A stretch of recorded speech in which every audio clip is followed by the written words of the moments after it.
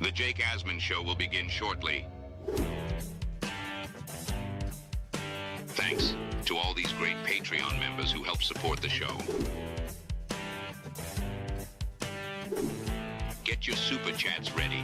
Jake will be here in just a moment. If you love the New York Jets, this is the place to be.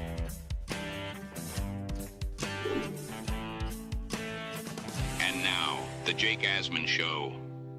Louis Riddick cannot believe just how dysfunctional the New York Jets are. And this is a guy that interviewed for their GM job. We'll talk about that and the latest on the Jets when Matt O'Leary joins our show. At least the next one. Let's talk Jets. Ladies and gentlemen, the Jake Asman Show starts right now.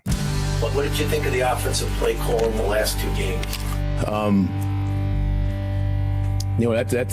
That's a good question. You know? How much worse can it get for Aaron Glenn's Jets team? Can he salvage this season and give us something to be excited about?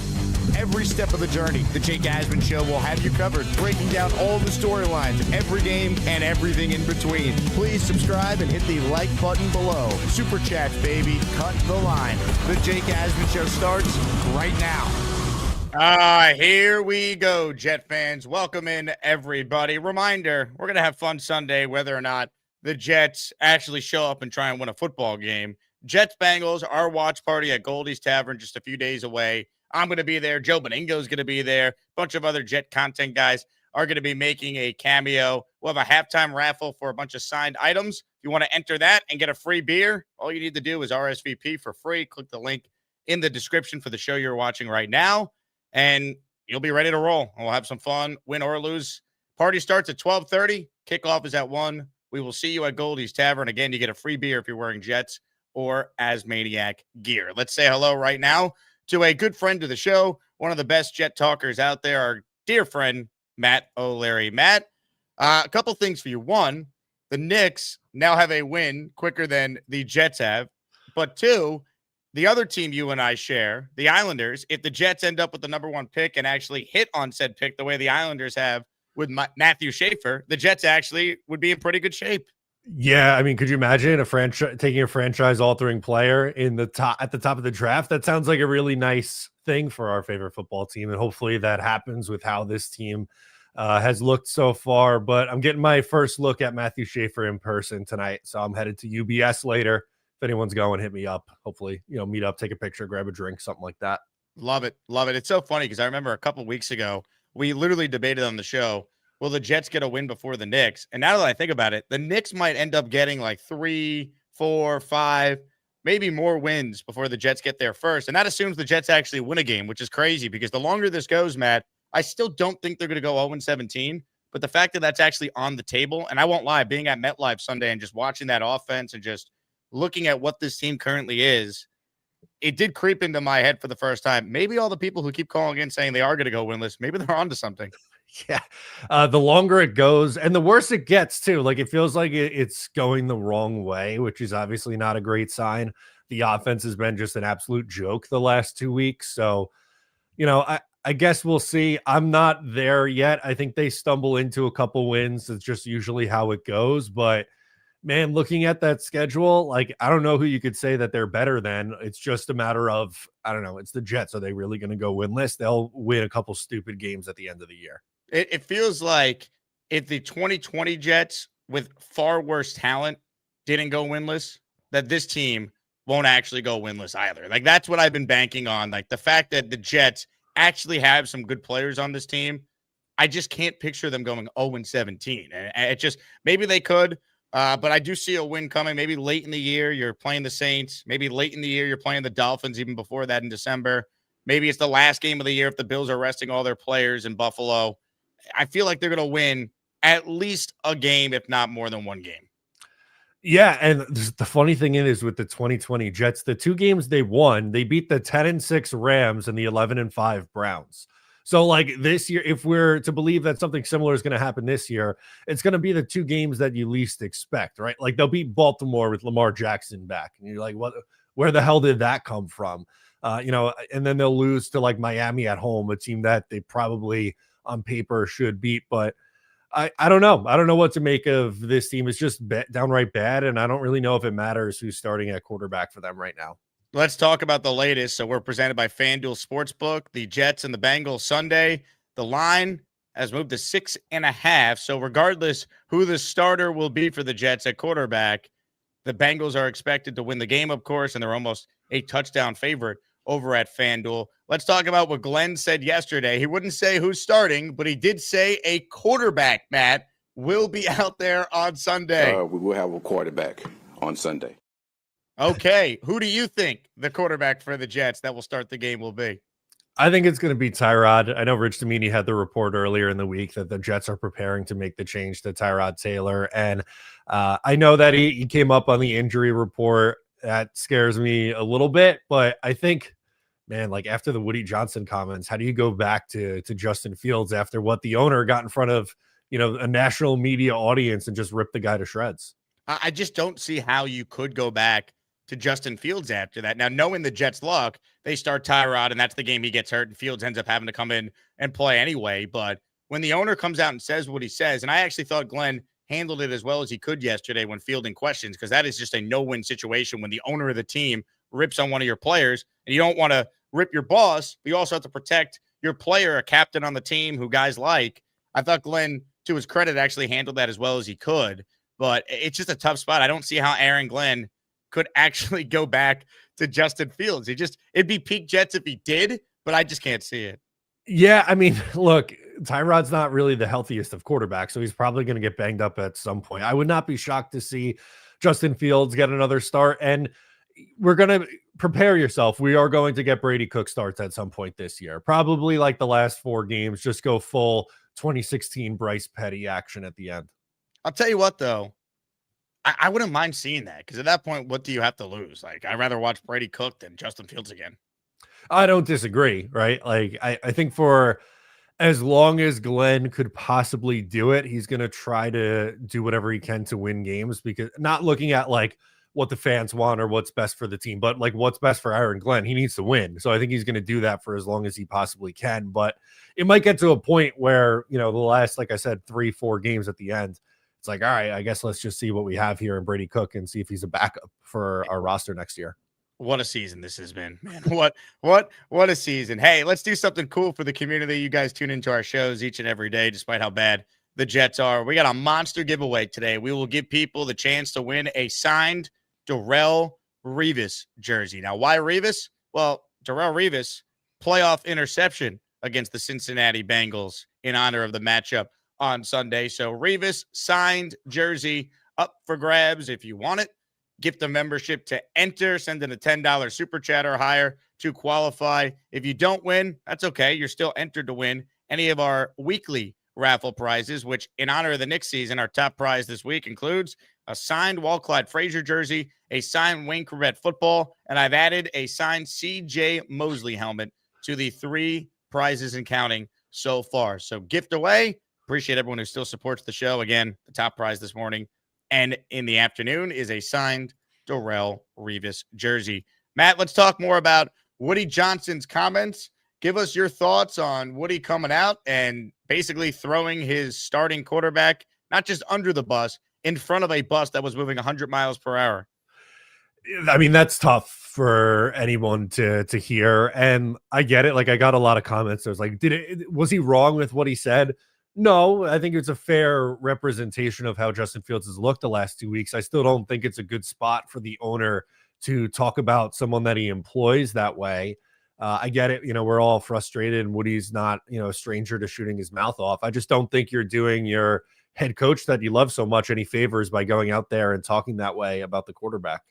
Completely agree. Whether he's right or wrong, if you're the billionaire owner of the team, you can't say that, because then you undercut your coach. Because now if Glenn was even considering Fields, he can't, and I don't think he was, but now people are going to question, is he only going to Tyrod because the owner said what he said? It undercuts the coach, and I'm worried about what it does for the locker room, because whether Fields has played well or not, he certainly hasn't. One, he's not the only reason why they're winless right now. So for Woody to be like, the other aspects of the team are pretty good, like maybe if we just judge the defense by the last 2 games, but let's not forget how bad they were, historically bad, the first 5 games. And like the whole thing that really frustrates me is, hey, Woody, this regime that you hired, they paid Fields the big money, $30 million guaranteed, and promised us they were going to coach him up, took shots at his previous coaches, and now he's on the bench. So, like, even his defensive Aaron Glenn still didn't help move the team forward. There's a ton of holes in it. And I really do wonder how the locker room reacts to the owner of the team throwing one of their own under the bus. Yeah, it's just not a good look. And, like you mentioned, Justin Fields, like him or not, he's a very well-respected guy in that locker room, and teammates, love the guy. So I just think it's tough for a lot of reasons. It puts, Fields in an awkward position, who, by the way, has money for next year on his contract too. It puts the coach in a bad spot and the rest of the players too. So like I said, I think Tyrod was going to start regardless, but even after those comments, it made me feel even stronger that Tyrod Taylor is going to be the starting quarterback on Sunday. Completely agree. Ladies and gentlemen, we got an awesome giveaway and people are interested. Rick Kent is the first to gift this morning on the show. He is in for 10 raffle tickets trying to win a signed Darrelle Revis jersey. And Jet fans are clueless. I mean, they're dopes. They don't know anything. This is a really good hire. Gase is a great coach. Okay, Adam Gase is Kyle Shanahan before Kyle Shanahan. Gase is a great coach. Oh, yeah. Matt L. in the raffle for 5. Let's go. Yeah, here we come, baby. Here we come. Here come the Jets, baby. Comments, questions, super chats. They will cut the line. I want to play you some sound. Louis Riddick does a weekly spot on DiPietro and Rothenberg on ESPN New York. And Louis interviewed for the Jet GM job this offseason. He was among the long list of candidates for both general manager and head coach. And Riddick was asked on the show about the state of the Jets following Woody's comments, and he was just befuddled by what he has seen from the Jets. We're a little befuddled why Woody Johnson would take the microphone and make statements like he did yesterday. Do you have any understanding of why he would do that? No, look, I think this season just has not. It's been one of those where I think there's a lot of things that you're probably sitting there going, look, we don't quite understand what a lot of things that are happening this season so far with the Jets. I'll tell you what, like I personally, I'm shocked, especially considering I know a couple of weeks ago I was talking about, how I felt like the season may go for this football team and how I thought maybe it was trending in the right direction when we, we're down in Miami and we got to meet with this team, that things to me felt a little bit more optimistic than obviously than what they have borne out. I think right now everybody's searching for answers, and yeah, I don't know. I don't know why owners do what they do, why they decide to make comments that they make. We've seen it, out of a couple other owners in the NFL too. But it's just, I think this is a tough situation for everyone. And I'm not trying to make excuses for anybody as far as what they say and what they don't say. But I'll have to say I'm shocked right now. I'm shocked with this football team right now. I mean, he's just in disbelief how bad it is. And that's the big thing, right? There's a new narrative. I don't know if you're seeing this too on some of your videos, people trying to say this. Oh, this was all part of the plan to be this bad. Like they're tanking, they Woody Johnson and Aaron Glenn, they have a handshake agreement that this is all part of the Jets bottoming out, being awful so they could get a quarterback. And I think that's laughable. What are your thoughts on the moving of the goalpost by some to justify just how bad the Jets are, that the only way to try and explain it is to say that it's intentional?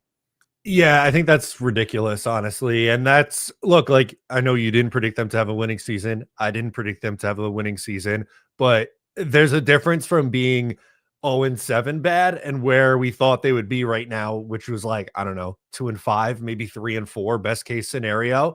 I don't think that's a fair description of what was happening. They brought in Fields, and I get it. It was a lottery ticket, but they signed Brandon Stevens to decent money, and they signed Jamie and Sherwood to decent money, and they extended, 2 of their own to big time contracts. So, I think they were trying to be competitive while also evaluating. And, again, if they went 7-10 this year, I don't think anyone would have been like upset about it. But I just think it's the way that they're losing these games through the first 7 weeks of the year and how it feels like it's getting worse week over week. That's really the frustrating part.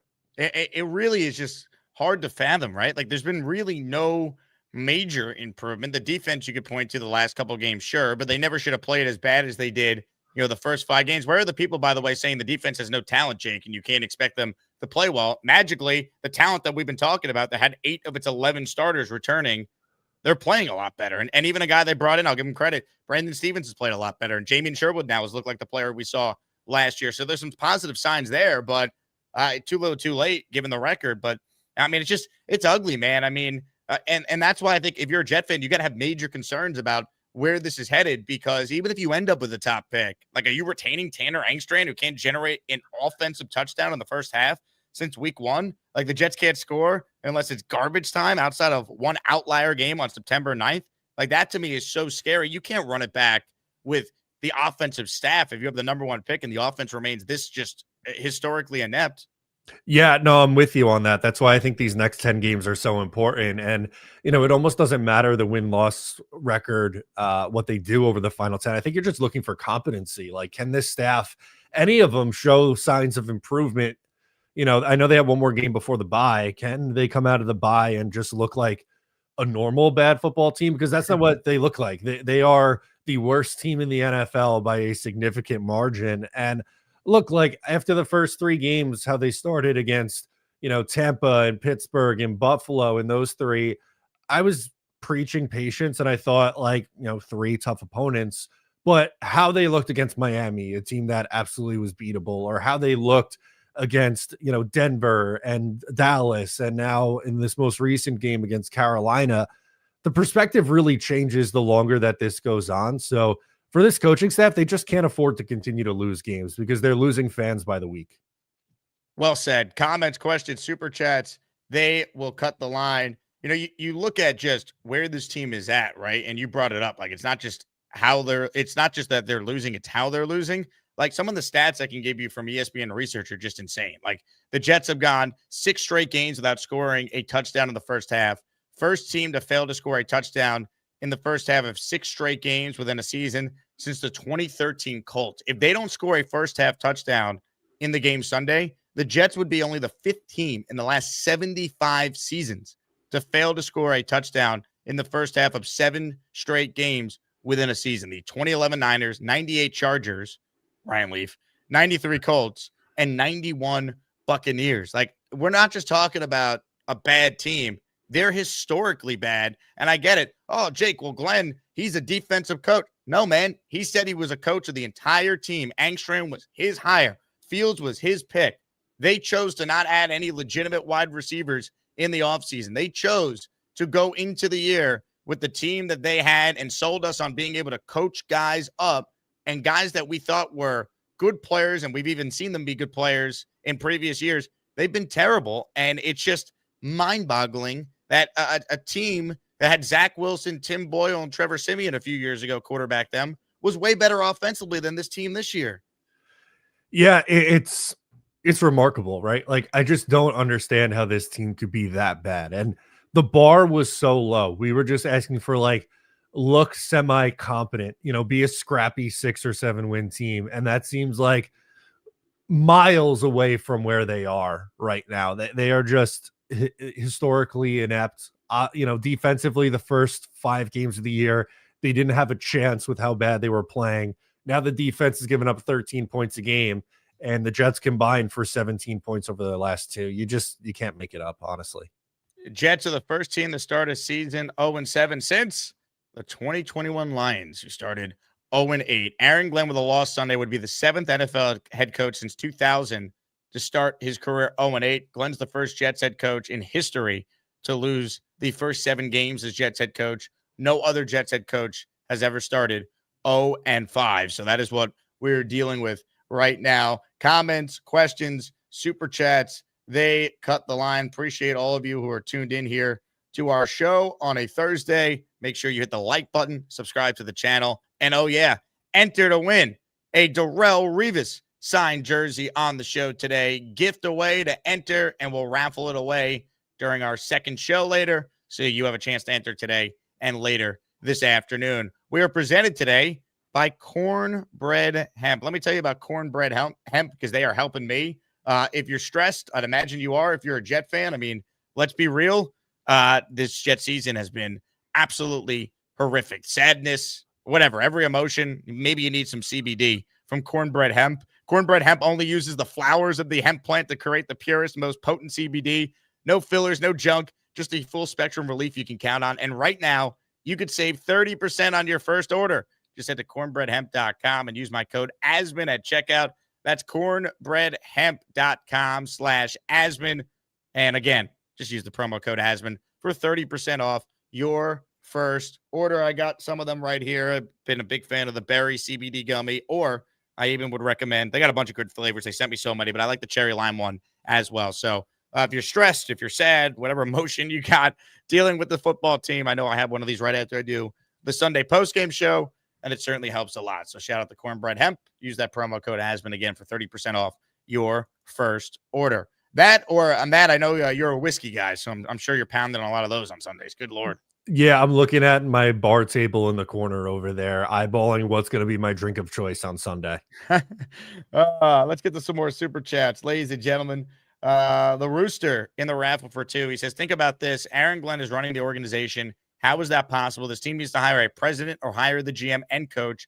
Give Howie Roseman 10% of the team. I would give Howie Roseman more than 10% if I owned the New York Jets, but I don't see that happening. As far as Glenn having all the power, that to me is my big concern with any first-timer. So not only did you hire another first-time coach with no previous head coaching experience, but he has more say than the general manager, who's also a first-time general manager. So this was my big fear when you continue to hire inexperienced people who are learning on the job, and both guys clearly are learning on the job and have made a lot of mistakes already. Yeah, they are learning on the job, and that's the risk you run with hiring a first-time GM and first-time head coach, and we're seeing it, rear its ugly head. I do think I'm not, or the Rooster's not the first person to bring up a football operations guy or a president or whatever the case may be. I think it would be wise for the Jets to add a president, but I don't know if we're going to see that after this year. I would expect no. Yeah, I mean, I don't think so. I really think it depends just how bad does this get, because they do finish 0-17. I think you got a clean house. Does 2 wins save them? There's 3 the bar they need to get to. Does Woody just want to dig in, and he's so stubborn he won't admit he made a mistake with these hires that he'll bring them back for another year? I don't know. I mean, that's the great unknown with just how this looks right now. The biggest thing, though, is they just need a win, man, because if they lose and they're 0-8, what do you think the conversation is going to be for 2 straight weeks? It's fire sale talk and one and done talk. Yeah, fire sale, right, because the deadline is the week of the bye. So we're going to be talking about who is going to be traded, what can they get back. And then, if you're 0-8, you got 2 weeks before you have to worry about another game. Everyone's going to be looking at what coach they could bring in, or who's the best quarterback in this draft. What should they do? Should they take a guy? Should they trade back? It's just going to be, 2 weeks of offseason talk when the calendar hasn't even flipped to November yet. Mike Perez writes in, put me and Jake, nothing better than Jets nostalgia. That's all we have, memories. Revis signed jersey, Mike. You're in for 2. Good luck. And that's right. The Terrell Revis years. God, do we miss him. Dan, he sends in a super chat. 5 raffle tickets for Dan with this. What he said was not inaccurate, but the owner of a team should never say something like that because it completely undercuts the coach, sends a terrible message to the players. Yeah, and it just continues to put forth the narrative that maybe it's not even a narrative. Maybe it's just a fact that the Jets under Woody Johnson are a clown show. They're a dysfunctional mess, and you won't win with that guy as the owner, because they say it all starts with at the top. The head of the snake rots first, or head of the fish rots first, like that. That's what it feels like. And Woody, while trying to defend his coach, should not have gone about it that way. There's no good thing that comes from those comments, and the fans defending it. Oh, Fields sucks. It's like, okay, we understand that, but who signed Fields? This regime. Who got rid of Aaron Rodgers? This regime. So, Woody, recognize that and don't undercut your coach. Plus, does it hurt you maybe sign potential free agents? Like if someone's on the fence of coming here, if the money's close, would they go to a different organization because of their ownership group over the Jets? There's just no reason for it. No, there is no reason for it. And he's just, like I said earlier, he's not doing the team or his head coach any favors by coming out there and saying what he said. And it's just, anytime he gets in front of a microphone or a camera, you kind of just have to hold your breath and wait for the dumb thing that's going to come out of his mouth. And, we got that once again at the fall owners. Thinking is overrated. Yeah, that was last year's gem. Yeah, what are we even talking about, man? This is just ridiculous. It's unbelievable. Woody has too many yes men around him. That's the problem. No one can check him. They just, and honestly, I know Christopher Johnson hired Adam Gase, but he was at least a well-spoken owner. Like, he was comfortable in his own skin. Woody always just feels like he's just winging it out there and like has no plan and has no idea, the weight of his words, what they carry as the owner of the team. He sounded like a drunk fan the other day, just spouting off nonsense. Yeah, he shoots from the hip and like just doesn't care about the repercussions that come with it. When you're right, like Christopher Johnson made a horrific hire, but he wasn't really going out there and saying these ridiculous things at the owners meeting. The only ridiculous thing he said was that Adam Gase is coaching where football is going, and that was clearly a mistake. He's coaching where football is going. Joe says, do you see the Browns Twitter try to force a Garrett Wilson trade? I saw some of this. Folks, the Jets aren't trading Garrett Wilson, but apparently a Cleveland radio host insinuated that he could be available. I mean, he's not. He just signed an extension that hasn't been kicked in. But Matt, did you see any of that? I did. It made me want to call into their radio show and just ask them why they think this way. Why would the Browns be trading for Garrett Wilson? It doesn't make any sense. Ridiculous. Spencer Green in the raffle for 2. He won a jersey yesterday. Matt, tell Jake the hard truth. AG isn't going anywhere. Bucket hat on the way. So if Glenn's one and done, Spencer says I have to buy him a bucket hat. And if he is not one and done, I think he's going to pay, or if he is one and done, I think he's going to pay him. He's going to gift membership or something like that. Matt, Spencer, I want to make it clear. I think that Glenn's one and done if they go, 2-15 or continues to look this horrific, or it's like 2 wins and then their only third one comes against the Bills, resting everyone. But he thinks there's like they could go 0-17 and Glenn wouldn't be canned. And I just don't think that's true. I think there is a path because it's looked this bad where Aaron Glenn and this regime would be one and done. Look, I think it's significantly more likely that he is back than he isn't, but like Woody Johnson's a pretty volatile guy. I know he just went and gave, his praise for Aaron Glenn, but if he does go 0-17, if this team is winless on the year, does his embarrassment not take over and him pull the plug on it? Like, I don't know. I don't think you could say that it definitely would or that it definitely wouldn't. So again, like if I was putting a percentage chance on it, it's probably like 85% chance he's back, 15% chance he's not. But that could very well change if they do actually go winless. Well, the thing is too, Woody's defensive Glenn wasn't that he's a great coach. It's, he can't win because of this quarterback. What happens if they make the change, the Tyrod? It looks a little better, but they're still not winning any games. The defense regresses again. Special teams, Isaiah Williams is still out there, fair catching punts inside the 10-yard line or turning it over. You know what I mean? Like the defense has calmed things down for 2 games. We really think that they're going to be able to keep this up. I need to see a lot more before I'm willing to believe that necessarily. So, I think the defense of Glenn is that Fields is terrible. Well, if it still looks terrible with a new quarterback, what's the defense then? It's a great point. Well, there is no defense of it, honestly, at that point. And like we were saying earlier in the show, too, they're probably going to play all 3 of the guys that they have on their roster at some point this year. So the quarterback situation is not going to get much better. I mean, this week for the defense, they could be without Sauce Gardner and going up against, a team that has T. Higgins and, Jamar Chase, the best wide receiver in the NFL. It's going to be a pretty tough task for, rookie A.Z. Thomas and Brandon Stevens. Comments, questions, super chats. They cut the line. Let me give some raffle shout outs here because it's a big one today, folks. Signed Darrelle Revis jersey up for grabs. J-Boy in the Asmaniac raffle for 1. He won a jersey the other day on the show. Our guy, Anthony Logerato, who was at our tailgate and Jets experience of a lifetime watching that game Sunday at MetLife. He is in for 5. Ladies and gentlemen, hit it, Woody. I hug him every day. Right? Literally help. I do. I say keep the faith, Matt. I hug him every day. Matt, by the way, what are your thoughts on the power of friendship for the Jets turning the season around? Maybe. I like hugs. I'm okay with men showing their emotion. That's not a bad thing. Let's do hugs every day. Maybe it's what this team needs. Hugs for life, baby. Ryan McCarthy in the house. He wants a hug from Woody. I hug him every day. Right? Literally help. I do. I say keep the faith, Matt. I hug him every day. He's in the raffle for 5, as is Dante. Hugs for him. I hug him every day. Right? Literally help. I do. I say keep the faith, Matt. I hug him every day. Man, I want a Woody Johnson hug. Dante, thank you. You're in our Revis jersey raffle for 5. Chris says, how about them Knickerbockers? More wins than the Jets already. Tweeted it last night. This triggered some people apparently, but I mean, this is how I cope with how bad the football team is I root for. That the New York Knicks have more wins than the Jets, whose first game was on September 9th. I mean, it's a factual statement. I don't know why people get mad at it. And like, hopefully your basketball team is good for you this year, and it could be an escape from this Jets madness. That's what we want, but the haters apparently don't want that. Adam is too cool. Says, what do you do if they start 0-8 but go 4-4 after? I think that would save Glenn his job if they could say, hey, we sucked in the first half, but post-bye, we were a 500 team. I agree. I think that would be enough. And, they have 9 games after their bye week, right? So if they're 4-5, 5-4, that is absolutely enough for him to save the job. Mike D's Nuts checks in. Put me in, Jake. I want that jersey. D's Nuts. D's Nuts. Hope you're doing well, my friend. Hang in there, and you're in for 5. Spencer says, I want the jersey. Give me 2 more.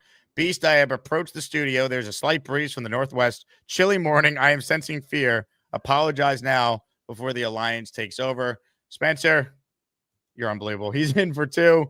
Half the audience has no idea what that comment is referencing, but I love it anyway.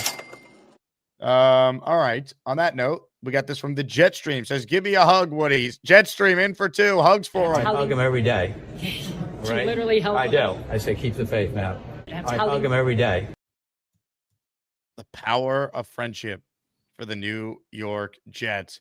Let's talk about this game Sunday, Matt. Jets and the Bengals. Joe Flacco out there. You already mentioned it. Sauce is in the concussion protocol.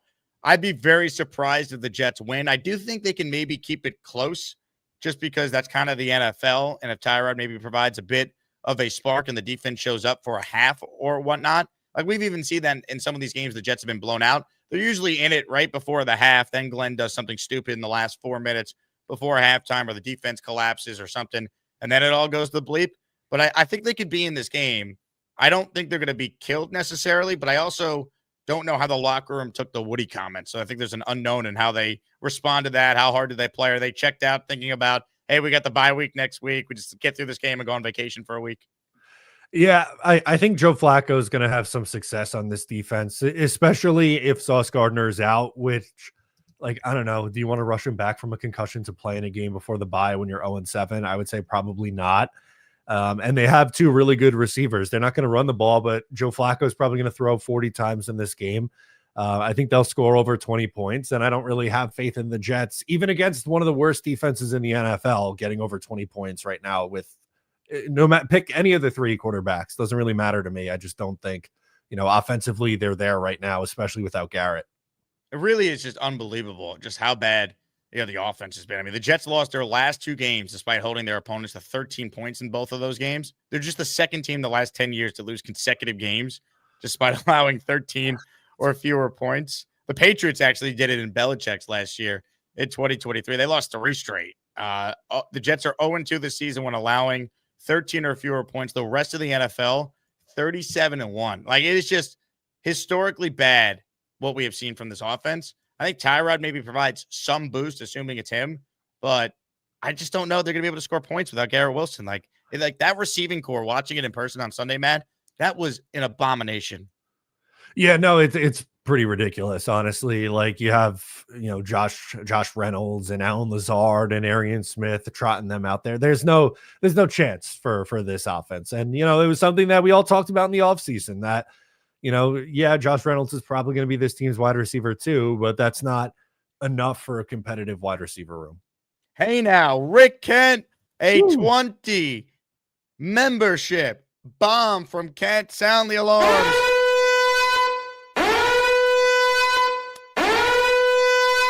Rick Kent really wants a signed Darrell Revis jersey. Hit it, Rick. Get your ass off my super chats. Some of these are gifted memberships too. The hell with it. Ladies and gentlemen, it is raining channel memberships courtesy of the great Rick Kent, who flew in from Los Angeles to be at our epic Asmaniac tailgate. I hit the raffle music. I want the raining sound effect. Here we go. Raining memberships. Let me shout out everyone who got Rick's memberships. I got my Gustbuster umbrella here, Jetpack, Peter Borboro, Michael Curran, Paul Taxter, Ulysses Gonzalez, Jets, I dare you to win a game, please, NYJ Pod, Brian Edwards, Gary Thesis, Joe Like a Boss Music, MB213, Phenom, Craig Hatch, Sherry French, Lucky Leo, Keith the Change, Jets, I'm desperately asking you to win a football game for once. Sam Aiken, Latino Will, you all have received a membership from our guy, the great Rick Kent. Rick, thank you as always for your support. Appreciate it. Rick has the most entries in so far. He already had 10. Now he's got 30. We're doing this across both shows. Plus our weekly entries all count for that as well. So Rick Kent, thank you very much for your support. A couple more super chats here. Mark says, I want a hug and a signed Revis jersey. Hashtag friendship. I hug him every day. Right? Literally help. I do. I say keep the faith, man. I hug him every day. What a banger of a week, by the way. We got the Woody, presser. So many things in that that are just like, what? If we could just complete a pass, we'd be good. Talking about hugging the head coach. And then, the follow-up to that is what Glenn said yesterday. We will have a quarterback on Sunday. I love this team, man. Yeah, hot take. The quarterback's going to play on Sunday. I love this team. All right, open phone lines for anyone who wants in on the conversation. Let's get to your calls. The Gusbuster hotline link is pinned to the live chat for anyone who's watching live. We have over 370 people in here on just YouTube, a bunch more on Twitter. So please click the like button and subscribe button if you are on YouTube. Again, I want to thank the audience, too. We hit over 43,000 subscribers yesterday. So thank you to the Jet fans, the Asmaniacs, who still care about this team, still care about this community, and want to commiserate with all of us as we get through what has been just a nightmare of a season. Let's get to your calls now with Matt and myself, and we started off with one of the greats.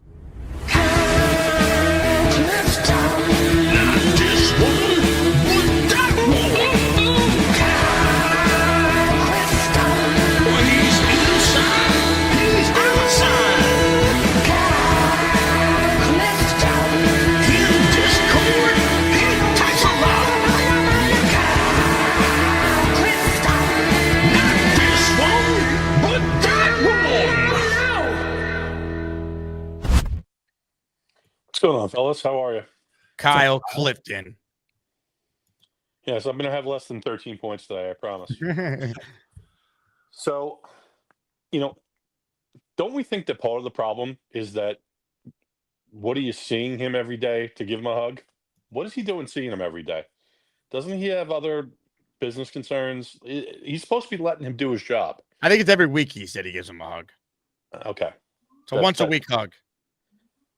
I'm sure it's much anticipated from AJ. It's actually on Glenn's schedule. He has an itinerary of things he has to do every day, a checklist, and it's like 10:30 every Monday morning. Hug from Woody Johnson. It's crazy. I mean, it just goes to the level of dysfunction. Like, Riddick interviewed for this job, right? He interviewed, and I don't know if it's the first time he has either. I know that he's been at least rumored before he was interviewed this cycle.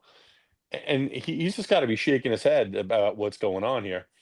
Like, I think you were saying yesterday, what he's taken to, like, deriding some of Christopher's past hires and stuff. How does that play out within the family? Like, when he's deriding, Christopher's hires in the media.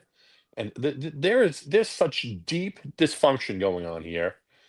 And we were hoping that AG was going to put an end to it, but it seems like he's just feeding into it, and that's not good. So I'm with you. I think that AG is on his way out the door, and I think that if it doesn't get better, I'm saying, you know what I mean? Like, I think if he wins some games here, like, I don't think Woody wants to fire him, because I don't people are like, oh, he doesn't want to pay coaches and not work for him. Nonsense. He's got more money than guys. He spent $250 million to buy a soccer team.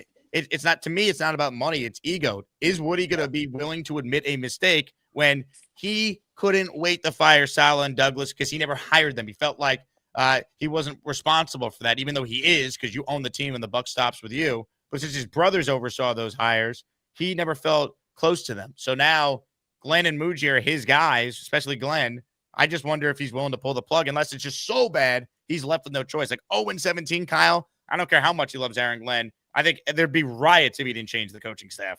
Yeah, I think my point is I'm much more comfortable when Christopher was at the helm than I ever was with Woody. Me too.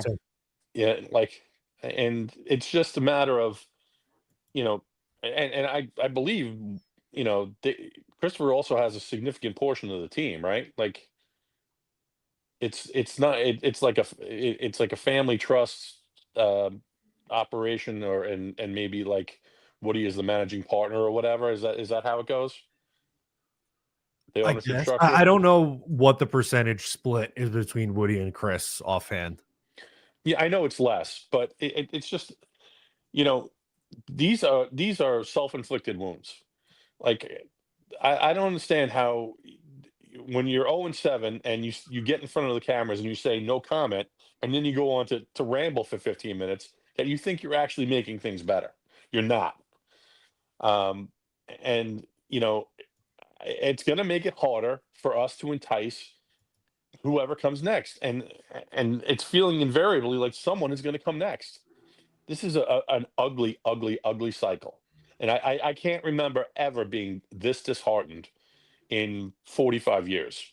So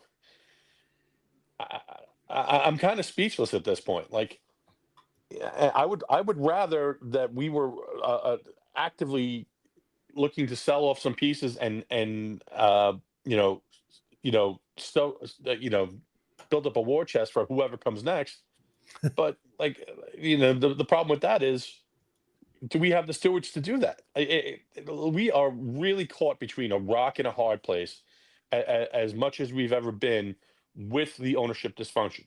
Now, there are other aspects that are great with the money and some of the draft picks. I think we're going to probably end up with 3 picks in the top 70, which is great. But other than that, man, you have to be able to trust the people who are going to make these picks and select these players. And Aaron Glenn hasn't given us any confidence that he can do that. No, that's the problem too, right? And sometimes you could pick the right quarterback, as the Jets did with Darnold, but you surrounded him in a situation where he was not ready to overcome it because he needed development, coaching, he needed a roster, he needed personnel to help him. So they got the pick right, but it didn't work because his coach was Todd Bowles, who's not an offensive guy, and then Adam Gase, who was one of the worst coaches the Jets have ever employed, if not the worst, some would argue. So, like, that's my big fear. You draft Mendoza or Simpson or Moore, whoever, maybe they're good, maybe they're not, but we might not know. And then that's the problem. And it's just, you're the Titans. You're what the Bears went through last year with Caleb dealing with Eberflus. And you look at the dysfunction. If you're bad enough to be the number 1 pick team in the league, right? If you're the worst team in the league in a year where your win total was not 1 or 2, it was 6.5, and you're that bad, why would you bring back this coaching staff? They have not earned the opportunity to be brought back because your expectations weren't to be this bad, not even close to that. And then him going on about your competitive disadvantage. Just say we haven't made the decision yet, right? Like, I think we all know what's going to happen. If Tyrod's healthy enough, he's going to be out there. But like I'm kind of tired of these games with the media about like, that's bullshit. Like, we're not idiots. We've been through this not once before, not twice before, but multiple times because of the dysfunctional state of this franchise. So spare us, please. I thought there was a small window for me to make this meetup on Sunday, Jake, but I regret to inform you it's not going to work for me. But I think that this weekend, if my new quarter zip does come in white, I will be sporting it at some family functions, or at the very least out at some CYO events. So I appreciate the show, and we'll continue to support it as ever. Thanks for your time, guys. You're the man, and if I was in Neil's office with you right now, I'd give you a Woody hug. I hug him every day. Right? Literally help. I do. I say keep the faith, man. I hug him every day. I love it. I love it. Kyle, you're the man. And he's right, man. That's my big fear. Like, they retain the staff, and they're not equipped to handle developing a quarterback, let alone picking the right quarterback that makes sense. And I think it's a legitimate fear. And like, I just hope that by the time the season ends, that we're not in this spot and something changes over the final 10 games. That's best case scenario. I think the worst case is if there's major question marks around this staff, and either A, they have to make a change, or B, they retain the group and we're going into 2026. No idea if they're the guys, and with them on the hot seat. Ladies and gentlemen, Tanner Angstrand is speaking right now. He was asked about the quarterback situation. All we know from Aaron Glenn yesterday is this. We will have a quarterback on Sunday. Okay, so Tanner Angstrand's asked about it. Here we go. Managing the quarterback situation this week in terms of practice, dynamics, reps, because obviously it has not been announced. So how do you manage that? Yeah, I know AG has talked about that situation, and I really don't have much to add on the quarterback situation. Thank you very much, Tanner. Thank you very much. We got nothing. We're just going to wake up on Sunday and see on the first snap whether it's Tyrod or Justin Fields or Brady Cook. It's just so funny at 0-17 is playing games like this. It doesn't matter, man. Come on. Like the competitive advantage, like the Bengals. I mean, I'm told that I'm told Trey Hendrickson could not sleep last night, not knowing which quarterback he was going to have to try and chase down on Sunday. Yeah, I mean, what are we doing? Come on now. It's amazing. Let's see. Wesley Gates gifted not one, but 2 channel memberships for our wonderful community. Hit it, Woody. Thinking is overrated. So is winning, apparently. He's in for 2 there. Jackson with a super chat that gets him 2 raffle tickets. Let me get the best cornerback to ever put the pads on a jersey and a group hug with those clowns. All right. You're in for 2, Jackson. Here's your hug. I hug him every day. Right? Literally help. I do. I say keep the faith, Matt. I hug him every day. The power of friendship, baby. Wesley Gates, super chat is free super chat he gets for being a channel member every month. If we go 0-17, we should get rid of Glenn, but I'm not sold on getting rid of Muji because he seems to be very able to find whoever the coach wants. Yeah, but if he's just finding whoever the coach wants, can't I find someone else that could do the exact same thing for Mike McCarthy or Kevin Stefanski or whoever? Yeah, I don't know. Like, why does Muji have this leash, but Glenn doesn't? Aren't they tied at the hip? And isn't Glenn the final decision maker anyway? Too? Correct. So I don't get that. I would just clean house. I wouldn't keep anyone. Agree. I think you clear house. Like, why does Darren Muji now get to hire the next head coach? It doesn't make any sense. Mike Perez says, it just sucks because if we're winning, we wouldn't care for Woody. Mike Brown, Spanos, Dolan, worst owners. Woody actually spends money. We just don't effing win. I mean, bad owners are bad owners in a variety of ways. Woody's issues have been he's, of course, hiring the wrong people. Sometimes he's interjected. Sometimes he's meddled. But I think the perception that Woody's always meddled is unfair to him. I don't want to defend Woody at all. But like the idea that, oh, he meddled and that's why Douglas and Saleh failed. Stop it. Joe Douglas was in his 6th year. All right. I don't blame Woody for being impatient at all when he was promised the team was going to be really good with Aaron Rodgers at quarterback and he kept the coaching staff. Saleh was in his 4th year. Like we don't need to act like Woody is always meddled. That's not true. He didn't meddle with Rex and Tannenbaum. He let them do their thing as well. Bowles and McCagnon didn't deal with any meddling with Woody. Like they just ultimately they have not hired the right people to this point. Now, Woody's certainly not perfect, and I've killed him for the comments, most notably on Tuesday. But like I just think the biggest issue Woody has had as an owner is not that he doesn't want to win, doesn't want to spend to win. It's that he doesn't know how to win because he keeps picking the wrong people. He keeps picking the wrong people. And then I think it's also strange what he picks and chooses to spend on. Like, yes, for the most part, he will give money. Like he gave him the money to go after Aaron Rodgers. And like, great, that's awesome. But then like, why are you getting frugal about giving Bryce Huff a contract or like taking away the food trucks and like all those, kind of under the radar things? It's just the inconsistencies that I think really bother me the most about Woody Johnson. The facility's top notch. Like it's just, once again, you pick the wrong people and then it never ends. David D says, Jake and Matt, has there been any information about the roles former Vikings GM Rick Spielman's providing behind the scenes for the Jets? No, I think there's a lot of uncertainty. I will actually ask Mike Tannenbaum about that because he would know when we do our radio show Sunday because I am curious, like, what's Spielman's role in all this as a former GM? Because the trade deadline's coming up. I'm sure Muji will want to pick his brain on how he would approach it.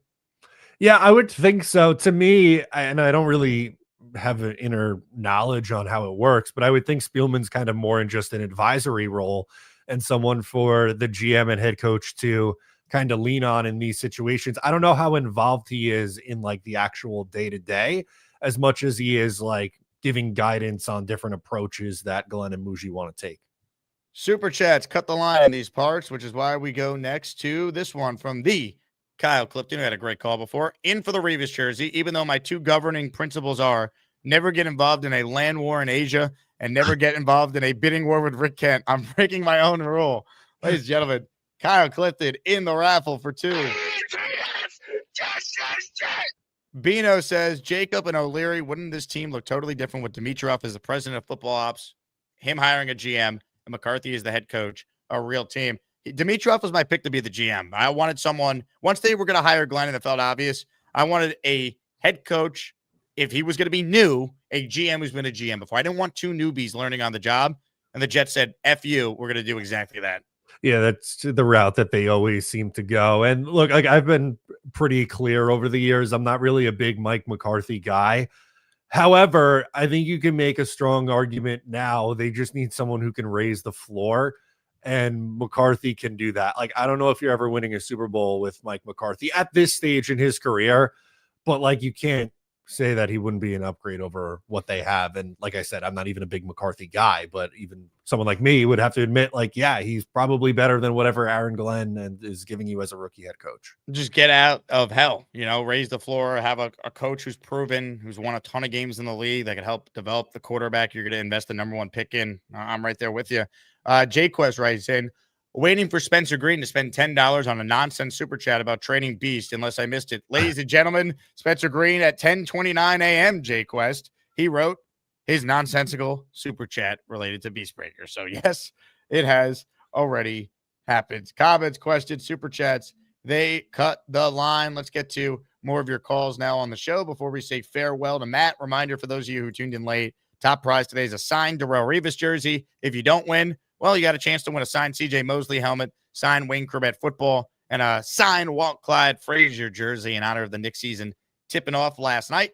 That's our top prize in the raffle. And ladies and gentlemen, before I get to our next caller, how about the King getting in on the fun? King Lowski, 10 gifted memberships. I'm hitting the Lowski Jet chant 10 times. Count along, everybody. 1, 2, 3, 4, 5, 6, 7, 8, 9, 10.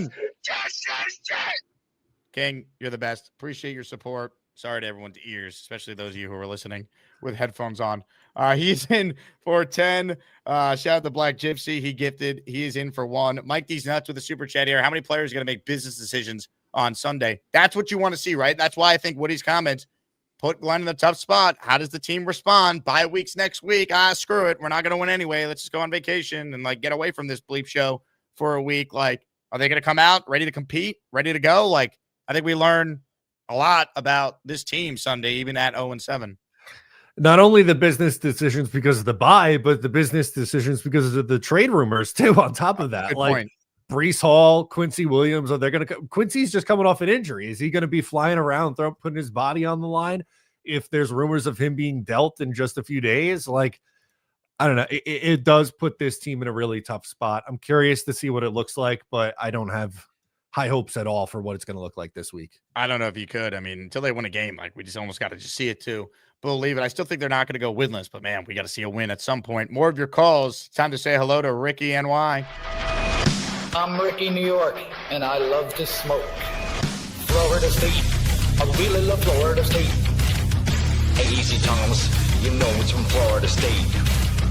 At any rate, I call into smoking debate.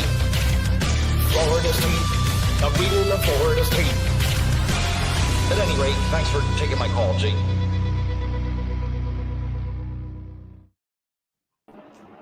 What's happening, guys? Ricky. Hey, Ricky. So, yeah, you mentioned AZ Thomas in the song there. And, in what limited snaps that he's played, he's looked pretty good. He did give up that one pass, but the guy pushed off, just like Mike Evans and George Pickens. And it doesn't get called unless you're wearing green and white, apparently. But he's looked good, limited snaps. Malachi Moore has looked decent. Membu's probably been our best offensive lineman. Taylor, he had a good game in Miami. not to sound like Woody, but if somebody would throw him the ball, he would probably be having more of an impact. But you were down here for the Tampa game, Jake, and the disaster that turned out to be. We had a bunch of penalties in that game. In the Miami game, I think it was like 13 or 14 for over 100 yards and penalties. The last 2 weeks, we had only 2 penalties in the Denver game and 5, but only 26 yards in the most recent game. So that's a little bit of an improvement, I guess. But right after Quincy got hurt, everybody was saying like how lost Kiko looked. And people even said like he's just not an NFL player. He's looked pretty decent recently. Brandon Stevens was atrocious at the beginning of the year. And he's put together a few really nice games in a row. And so I wanted to call in and answer your question, because you said name one single positive thing that Glenn has done. And I just named a few. Now. But wait a second. But the defense playing better, they never should have been that bad in the first place, no? It shouldn't have looked that rough, but they were learning a new system. It still shouldn't have looked that bad. Should they be 0-7, Ricky? Like overall, like would you say Aaron Glenn is doing a good job? It's been rough, and what it really boils down to is we took a dart throw with Justin Fields. I mean, before the year started, we all said, we'll see if we can get something out of Fields. If we can't, we just get our quarterback next year. How do you explain that Fields has never been this bad? Like, obviously, he's been up and down in this career, but over his last, 12 starts, I think he had a winning record. He was 4-2 last year with Pittsburgh. How do you explain the regression of a player who was never that good to begin with, but has never been this bad? You know what? I don't know what's going on with him. Like that Denver game was probably the worst quarterback. I don't even know if I can call it quarterback play, because he didn't play. He didn't throw the ball. He just stood back there and took a beating. And, I mentioned this to Boy Green the other day. Like after he got benched, that press conference that he had where like they asked him, how's it feel to lose your job? And he just like talked for 5 minutes about God and not that I'm not religious or anything like that, but that was a strange answer, man. Like, and I seriously, as a human being, am worried about that guy's mental health, because like that was odd. But I think that part of the thing with Pittsburgh is that was an established defense. They weren't learning a system, and so they were able, he had that going for him there. But yeah, he absolutely has regressed. I don't know if it's the losing. I don't know if it's, the media and all the attention that comes with being in New York. I don't know what it is. But we took a chance on a quarterback, and we picked the wrong friggin' guy, that's all there is to it. Does that not concern you that if they do survive this, they're going to get a chance to pick another quarterback in the top 3 of the draft? Doesn't bother me at all. Like I said, the Membu pick was good. The Taylor pick was good. The draft that they had was a good draft. It should be, though. They had 2 picks in the top 42. You should hit on the 7th pick in the draft. Dude, Malachi Moore was a 4th round pick. He's starting. Good. That's a nice pick, sure. But, okay, so for every Malachi Moore, there's trading up for Tyler Barron or Arian Smith. And you know what? In all fairness to Arian Smith, we really haven't seen that much for him. Like, and with Fields, like we all said at the beginning of the year, Fields is like a 1-read quarterback. If the first read isn't there, he's going to run, and that's what he is. Like, but they're not having him. They're not coaching him up. Like Tanner Angstrand's done a terrible job now. We could say that. Who hired him? You know what? honestly, like, dude, what else could they do? Like, they gave him the ultimate vote of confidence. You're the starter. You're our guy. Glenn has praised him repeatedly. Everything he could do to build that kid's confidence. Design an offense for him. Where are the RPOs? Where are the quarterback keepers? Why haven't we seen that outside of the first game of the year? Target Brees Hall in the passing game. Why'd Brees Hall only have 3 targets in total the last 2 games?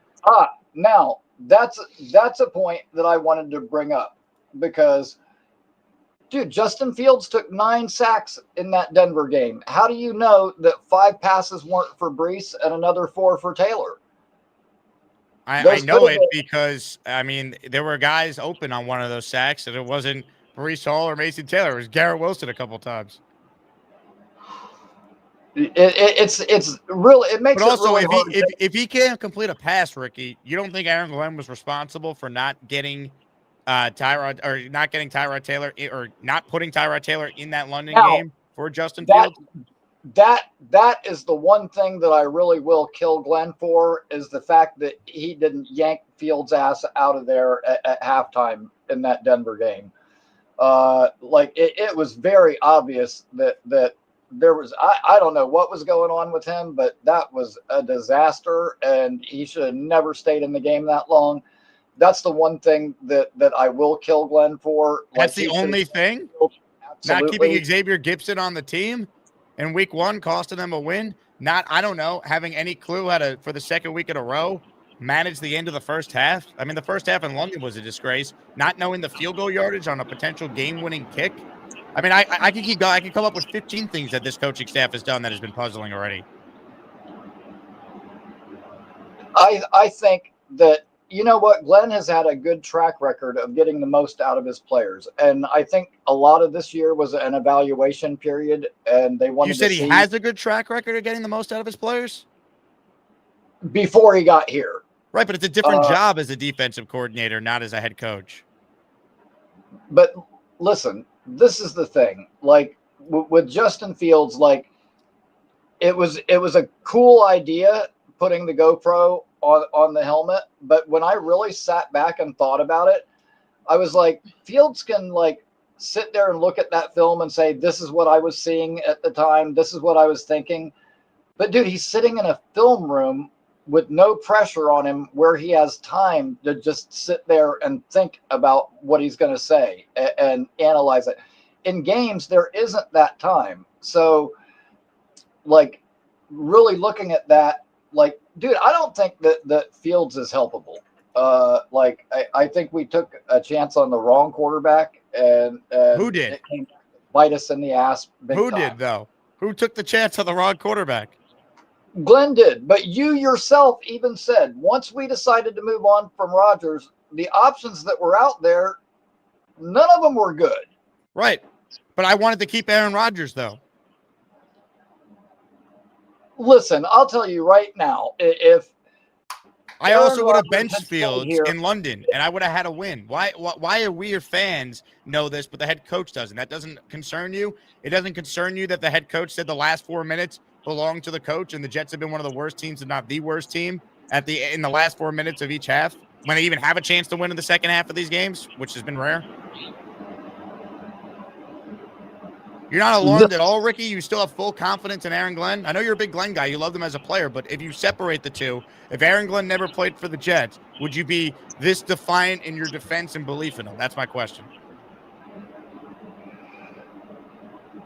Probably not, because I wouldn't have followed his career the way that I did if he hadn't have been a Jet. But just him being a Jet wasn't it. Like, that wasn't the only reason. Like, that was the smallest of the reasons. But, like, I don't know. I think. So they go 0-17. Would you bring back Aaron Glenn?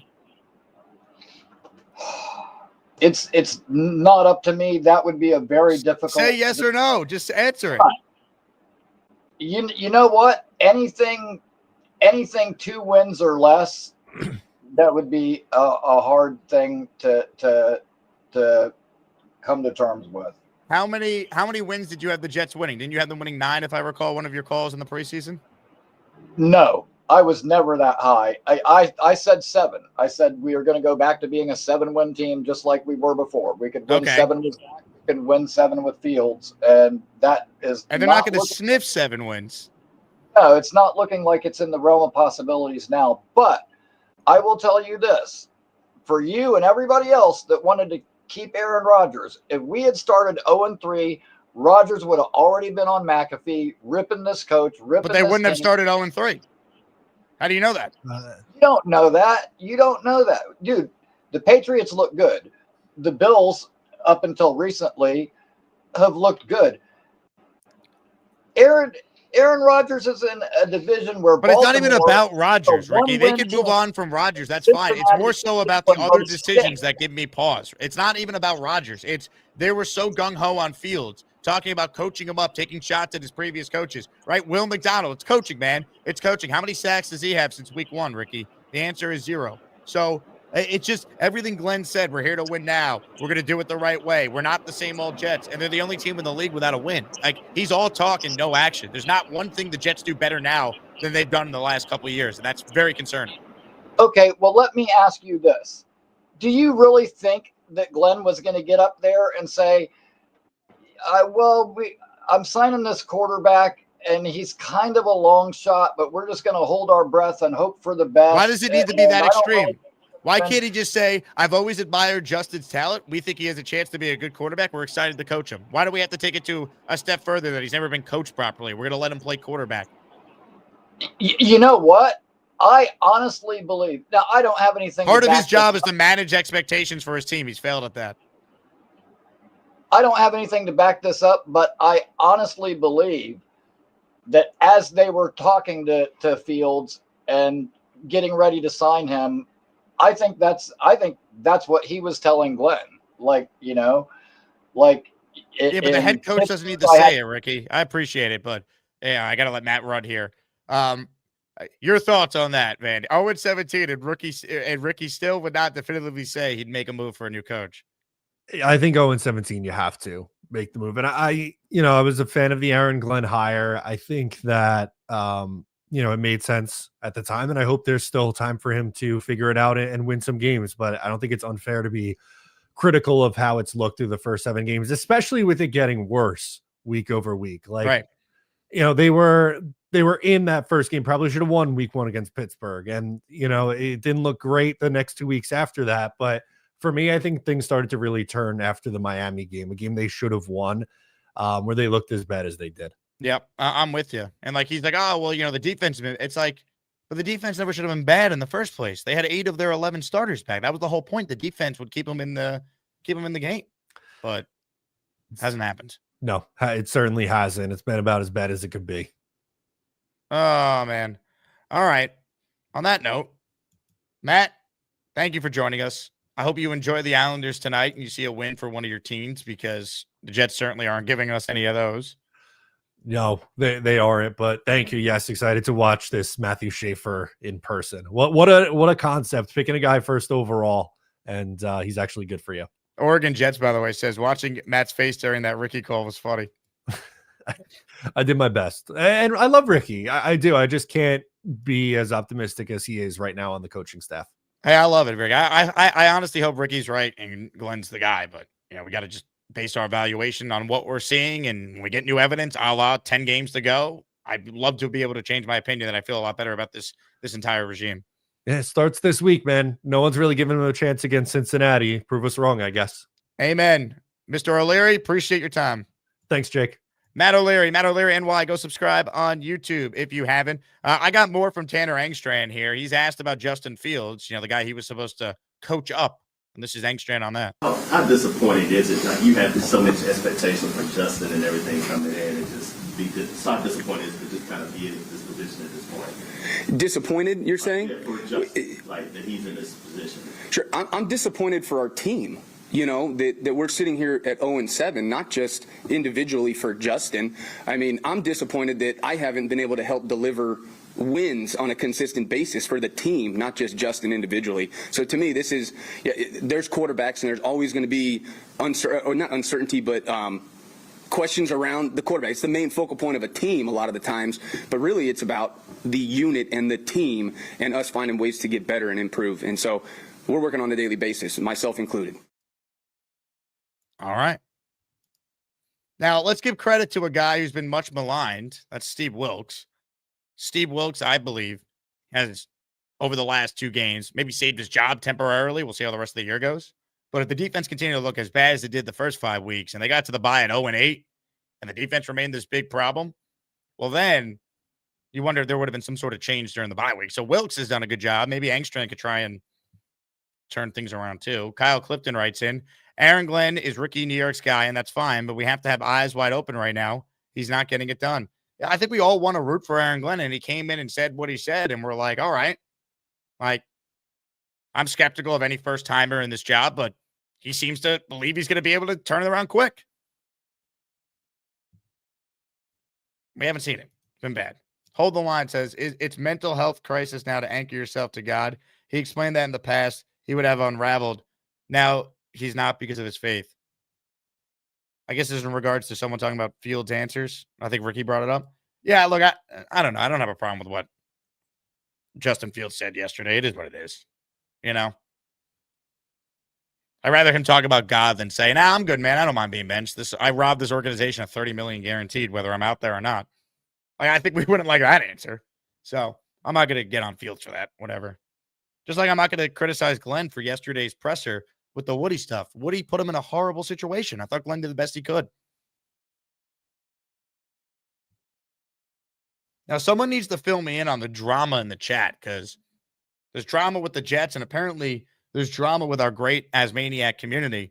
Spencer Green wrote that Nate is upset because I'm in law school. Jay Quest is upset because I shit about Beast.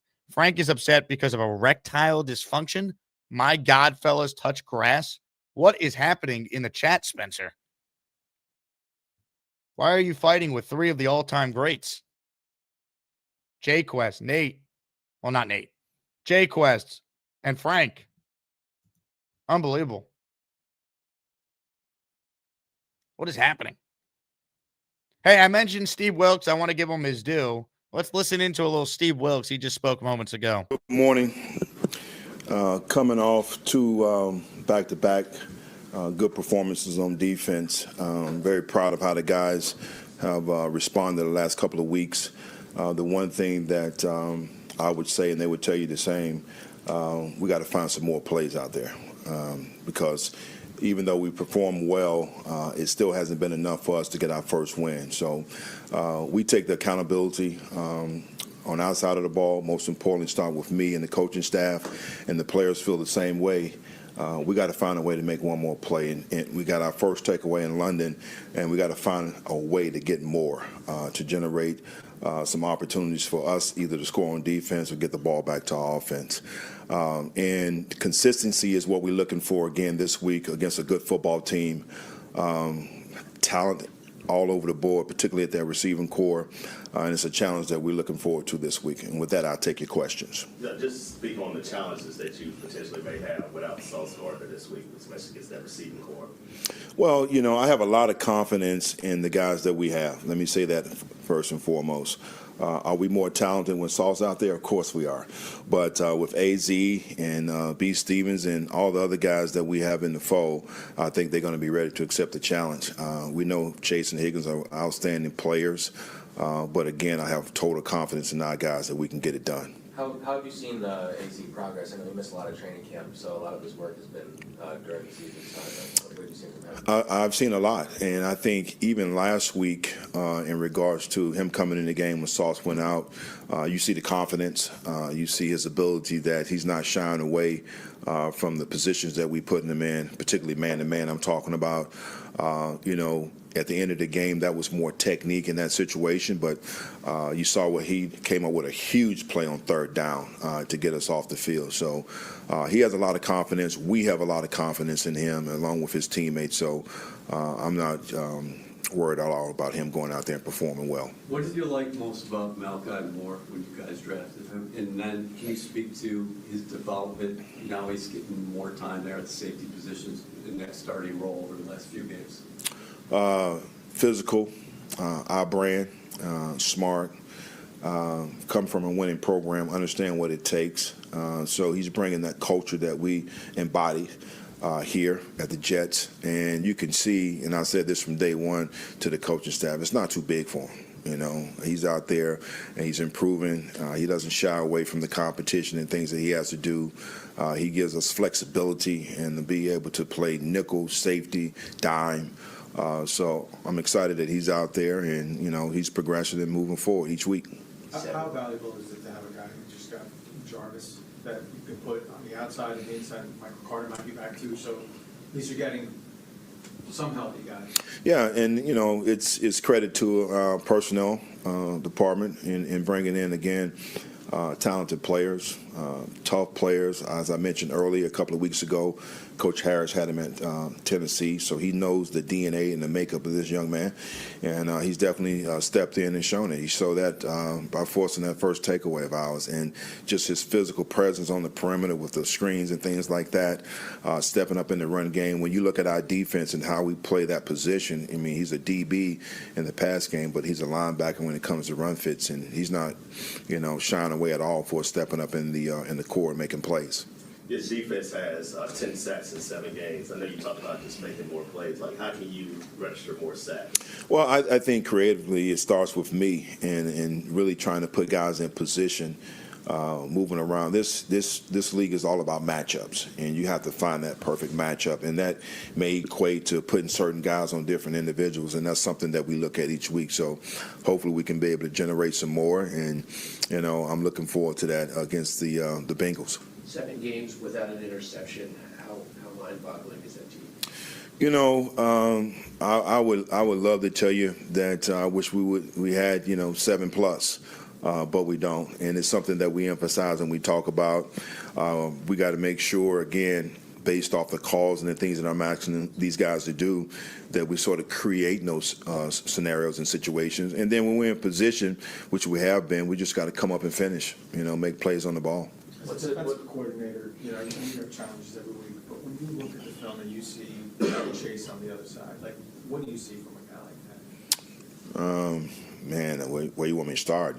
Potential Hall of Famer. Let's go ahead and start there and work our way down. I mean, he's that kind of player. So you have to put yourself in a situation that you can. You want to go in the game and say we're going to try to take him out. I mean, that's hard. You want to try to limit his touches in so many different ways, and sometimes that's tough to do. But he's a great player, man. And again, I'm looking forward to the challenge that we're going to have on our side of the ball. And I'm more than confident that we're going to be able to get it done. Yeah, it was a lot of talk about Will McDonald just coming into the season, about him being bigger and stronger. Just curious about your assessment about how he's played this year. I think he's had like a lot of, quiet success, meaning, we all look at the stats and the sacks and those kind of things. But when I put on the tape, I see him, creating pressure on the quarterback, making the quarterback hurry up. There was a game with the Buccaneers where we had several holding calls where he's a major part of that, where he could have had a sack. So I don't want to sit here and downplay his performance and the things that he's doing, because he's been stout in the run game for us as well. So, those things and those opportunities are going to come. When you see a guy like Flacco in the last game, 40-year-old guy who basically got there about 10 minutes before and goes in and throws like he did, what goes through your mind? Very seasoned. All right, he's seen it all. All right, guys won a Super Bowl. You can pretty much eventually put him in Canton as well at some point, but. It's nothing that we're going to be able to throw at him on Sunday that he hasn't seen, but we're definitely going to, mix things up a little bit and, again, try to create some pressure up front with our front four, and then be able to, create some things on the back end that's going to give us a chance. Take a couple more. What have you seen from Juwan Briggs and how he's developed in his time here? I think he's progressing well. You saw what he did last week, for us coming up with a sack. That's another great pickup that we got as well, that to be able to give us some size inside, and a guy that has, in my opinion, a good skill set, that he can rush the passer. He's not just a first and second down interior lineman. I think he has the skill set, which you saw this past week, to be able to get to the quarterback. So he's progressing well. What would it mean to get Quincy Williams potentially back this week? It means a lot. We've had more people out there. You hear a lot more talking. Let me say that. So it's always good to have him out there because he's going to be talking a lot. He's going to make sure that everybody's engaged. Great communication. So even with that in his performance on the field, I can't wait to see it. So that's Steve Wilks' presser from earlier. Look, give him credit. I was critical of Steve Wilks, as was, I think, every Jet fan.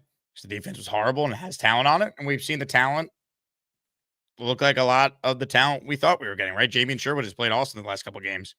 Jermaine Johnson being back, I think, is huge. I think that players only meeting the Jets had, with Jermaine and Quinnen really being the vocal ones in it. I think it's helped. Sometimes players only meetings but I think that's actually helped. Now, they haven't played a great offense these last two games, especially this past game against Bryce Young, who's not good on the road. But give him credit. And let's see if they could play well again Sunday. I mean, it's not going to be easy without Sauce. AZ Thomas will get another opportunity. We'll see how this young secondary looks without Sauce in all likelihood. But Wilks, I think, has done a good job these last couple games and stabilized some things here. And hopefully Angstrand can do the same thing because right now this offense is just putrid. Got to see a lot more for just 2 games before I think, the Jets defense, they're back. They still are not forcing turnovers, but give credit to Wilks. He's talking about how that's the goal for them. They're not making enough plays, all that. And he's right. All right. Some gifted memberships to shout out here. We are giving away, last chance to get in on the show, we are giving away a Darrell Revis signed jersey today. This show and your entries for the second show, all combined for a Revis jersey. Going to be fun. Eli bets in the Revis raffle for 5. How about a hug from Woody, Eli? I hug him every day. Right? Literally help. I do. I say keep the faith, man. I hug him every day. Paulie Dog. It's our guy, I believe, Paul Taxter. He wants a hug from Woody. I hug him every day. Right? Literally help. I do. I say keep the faith, man. I hug him every day. Hell yeah. Keep the faith, baby. Paulie in for 5. Matt with a super chat that earns 2 raffle tickets. Did Aaron Glenn's contact any coaches and ask if hugs are appropriate? Oh, man. This team. It's just brutal. Just brutal. But, Matt, appreciate you. Your support means a lot. 2 more raffle tickets for you. Reminder to those of you who haven't done so, join my Patreon. Get in the Discord. A lot of fun in there. Commiserating with Jet fans. Find out about events before anyone else. Get your name added to the intro. Merch store discounts year-round. You get 20% off everything. Sign up for the year. Not only do you support the channel, but you get 10 raffle tickets applied in our weekly raffle series immediately. It's patreon.com/Jake Asman Show. Thank you to William Arnold, Chris Scheibon, Peter Pins for being our most recent Patreon subscribers. I got open phone lines here, and there is currently nobody on hold. So if you want to make your debut on the show, this is your last chance to do it. Joey says that Woody AG hug's hilarious. Shout out to Gator, man. I said we need a hugging video in honor of Woody's comment, and he put that together. I can't tell if that's AI or if that's from the introductory presser. I think it's AI. Obviously, it's Woody's voice because he actually said the comment about the hugging. But I think it's AI. But AI is so good in some cases, you don't even know. Apparently, I thought this was Beast yesterday, but Beast then was very upset with me, and he said this is not him.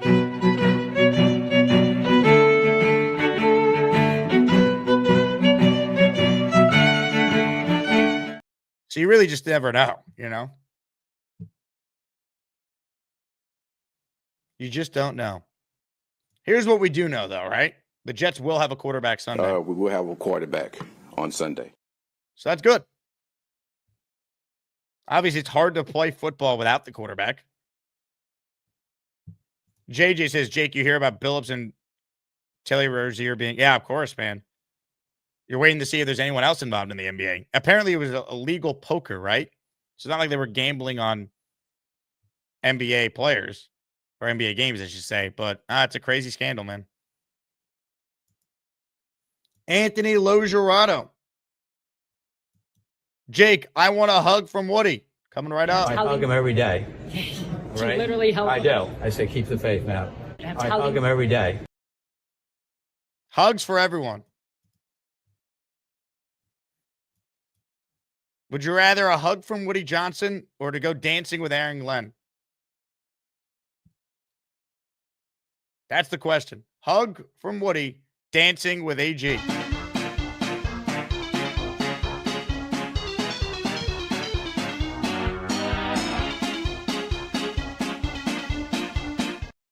I think I'd rather a hug. I've been down bad with this team. This season is taking a lot out of me. Thank God the Knicks are here. Ty Race 0728 in the raffle for 2 says trade for Kyler Murray. I don't know, man. I think if you're picking high enough, you're going to draft a quarterback. You're not going to trade assets for Kyler.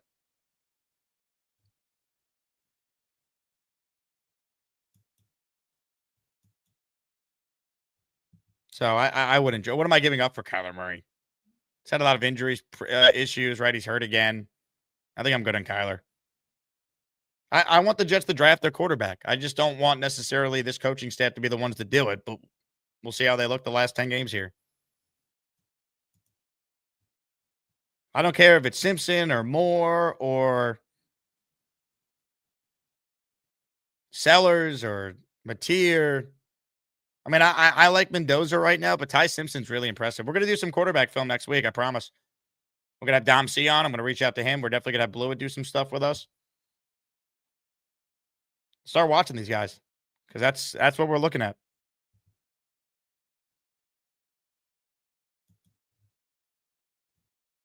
Sad, but that's the Jet life right now. It is unbelievable.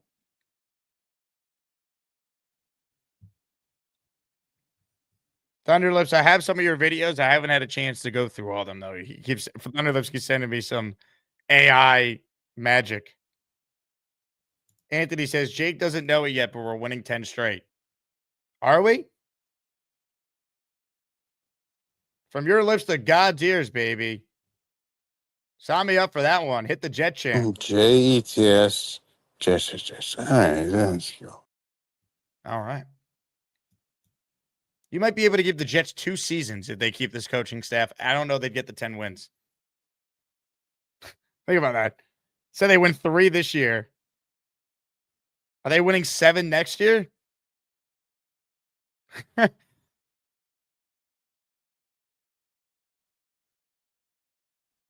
Man. All right, let's get to one last call here. He's always positive about the Jets. He's just like Ricky New York. Curly Norman is next. Hey, Curly. Yo, Jake, can you hear me? Yes, Curly, we hear you. How's the workout? Better than the Jets, that's for sure. Ricky, I love the positivity, but Jesus Christ. Just say Aaron Glenn sucks, dude. It's okay. We knew it was a bad hire when it happened. But what else is going on? Well, I don't know if it was a bad hire, right? Like, I think Glenn was qualified to be a head coach. I think the issue is it's once again the same thing they've done where it's a first-timer learning on the job. And I think Glenn's done a bad job, but, like, he wasn't, like, I don't know if we could say it was a bad hire right away. It wasn't a hire I would have made, not because I was anti-Glenn, because I didn't want a first-timer, especially with a first-time GM, too. So that was always my big concern. 100%. First-time head coach. I didn't want one either. But, yeah, I'm going to New Orleans. So that's going to be a guaranteed win. So it'll drop us to, like, the 4th pick. So if anyone wants to come hang out, New Orleans with my buddy Tom. So well, you'll have fun. I'll tell you what. Even if they win a game, though, like they're still going to have the number one. They would have to win at least 3 games to probably not pick one because I think the Dolphins are going to win at least another game. We're definitely going to beat the Dolphins because they'll get the number 1 pick. They'll get the generational quarterback. We'll get some guy who can't pass. Aaron Glenn will dance, and we'll be in the same spot. All right. Carly, great call. Appreciate you. Curly Norman, everybody. Very positive, obviously. Oregon says Curly should be wearing a helmet. Safety first. New Orleans is fun for any Jet fans who are going. I think Gotham City crew's going. They'll have a tailgate for people, so I'll share information on that for anyone who is going. One of my really good friends is a sports reporter in New Orleans for the ABC station there. My friend John, who I stayed with this past Super Bowl week. Saved me a fortune when we did the show from Radio Row in New Orleans. And he's like, dude, come down for the game. And I'm like, nah, that game will mean nothing. But if it happens to mean something, I'll be there. Now, that game might be for the number 1 pick, so maybe I do have to go, but I'm not.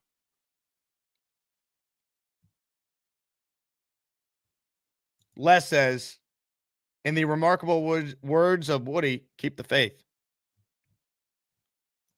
Also in the remarkable words of Woody. You know, thinking is overrated. So is winning games. Oh, man, what a show. Hey, we're back this afternoon. Dylan Terraman is the guest. We'll talk more about the state of the New York Jets.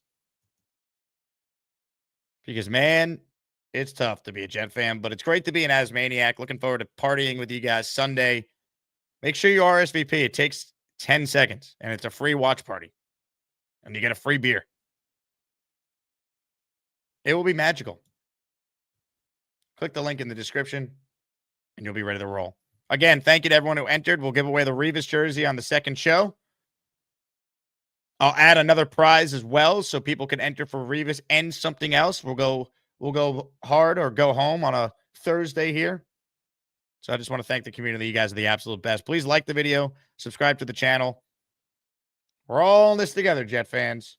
I leave you with a video that I feel needs to be played. Ladies and gentlemen, go Jets. For me personally, being able to ask other coaches that have been in a situation, how would they handle that?